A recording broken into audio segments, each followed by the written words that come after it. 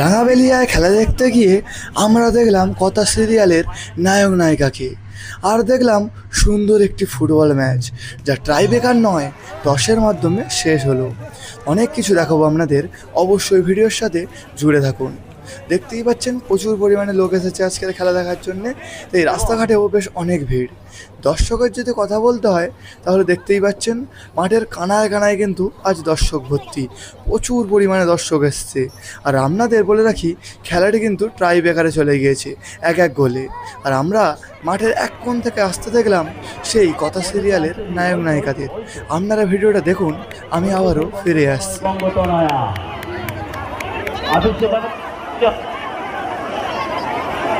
ওরা চলেছেন যাবে না, চলেছেন মাঠের ভিতরে, আপনারা পিছন উঠবেন না, আছেন আপনারা। আর আমাদের এত কাছ থেকে আপনাদেরকে দেখার এই সুযোগটা হচ্ছে। ট্রাইব্রেকার শুরু হওয়ার আগে আপনাদের কিন্তু স্টেজের পেছন দিকে একটু নিয়ে যাই। সেখানে দেখতে পাচ্ছেন কত পরিমাণে দোকান বসেছে, কারণ আজকের খেলার পরে সন্ধ্যাবেলা কিন্তু একটি বড় অনুষ্ঠানের আয়োজন করা হয়েছিল। সেই জন্যে দেখতেই পাচ্ছেন চারিপাশে বিভিন্ন রকমের দোকান বসেছে। কথা বলতে বলতে এদিকে কিন্তু টাইব্রেকার শুরু হয়ে গিয়েছে। আর টাইব্রেকারে দেখতে পাচ্ছেন গোলকিপার রেডি হচ্ছে, আর প্রথম যে শটটা মারতে আসলো সেই শটটাও কিন্তু সেভ হয়ে গেল।